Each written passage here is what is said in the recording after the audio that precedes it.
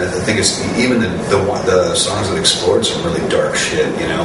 Yeah, we weren't like, you know, we weren't saying like, hey, this is cool, you know. Right. I mean, we weren't like going, yeah, you should do this. It's like fucking, there's a warning in that shit, man, by fucking life experience, or whatever, or also just a matter of fact way of saying it. Whatever it is, there's truth, and what William is saying is totally valid in the fact that it wasn't all fucking death trip, and it wasn't all fucking drugs. Yes, we were on fucking a lot of drugs back then, and yes, that shit's in there, and what you got out of that was honesty, but it wasn't all of that.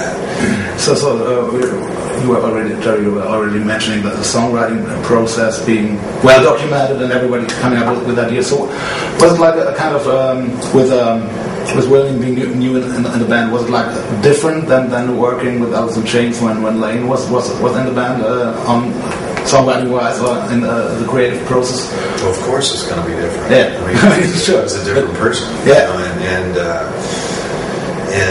and we had to grow a lot too, because we're used to working in a certain way that is no longer in existence. So we both have to grow into this. It's probably more difficult for William. I would, just from a personal, from my opinion, it's probably been a bigger challenge for him coming into a set thing, and also into a thing that doesn't really have a complete set thing anymore. You know what I mean? Well, I mean, let's put it this way: the musical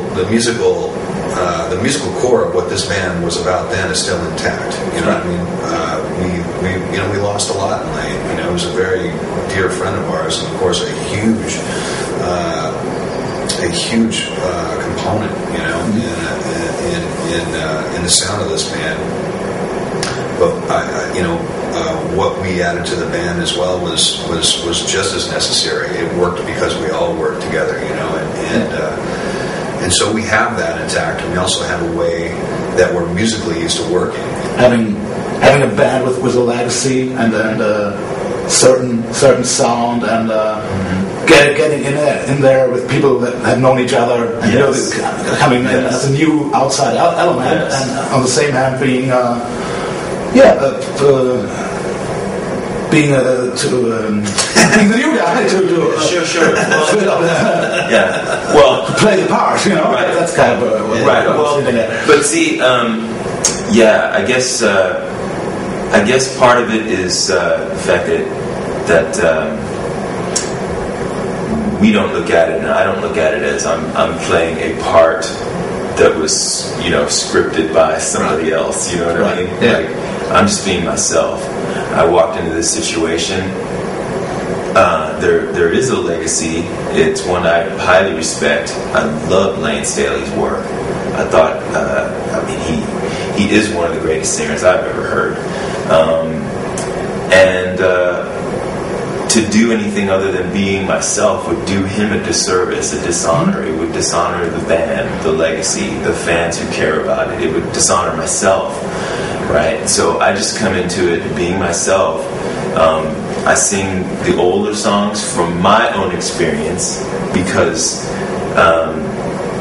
even though some of those songs, you know, very personal to whoever wrote them, either Lane or if he wrote them, Lane sang his songs from Lane's point of view. You know, he's singing a song like Rooster. I sang songs that Lane wrote. Right, Rooster's not about Lane. You know, Rooster's about his father and all what you're doing is you're getting at the emotions behind the lyrics. You know, so if I sing a song that's an older Alice in Chains song, that's what I'm doing. The emotions behind these things, the feelings are universal. That's why they resonated with so many people in the first place who listened to them. So as a singer, I'm going to come at it from my experience, invested with my own life, and hopefully that is what rings true to the audience who's hearing it, you know. The band before wasn't about one guy. It never was. It wasn't about one fucking dude then, and it ain't about one dude now. It's easy to go for the fucking headline and get him in some sort of unfair competition with fucking Lane, and that's just not the fucking case, man. You know, we worked as a team. Lane and I worked as a team. The band worked as a team. We all play different roles, and those roles change from time to time, from song to song to song, and I know that's. I know being a fan of bands who have gone through change. Myself personally, there are eras where I'm like, I prefer this era to this era, and that's cool. Yeah. That's totally fine, man. Yeah. What we're doing here, it's not going to speak to everybody, and it may not even speak to people that are Alice fans, and that's okay too, man. We never really did anything in the past to please anybody else first. We had to be okay with it ourselves, and we weren't the kind of band that everybody dug, and that's kind of part of the reason why I thought we were cool. You know what I mean? Yeah, and I think that we have that now too. So it's there's an invitation out there. It's called Black Gives Way to Blue. We just made it, we've gone through this process, and we've shown up to shows, and we've thrown the invitation out, and some people are taking it. They're taking the ride with us, They're showing up. You're welcome to come along if you'd like, Right. And if you don't, that's cool too. Yeah.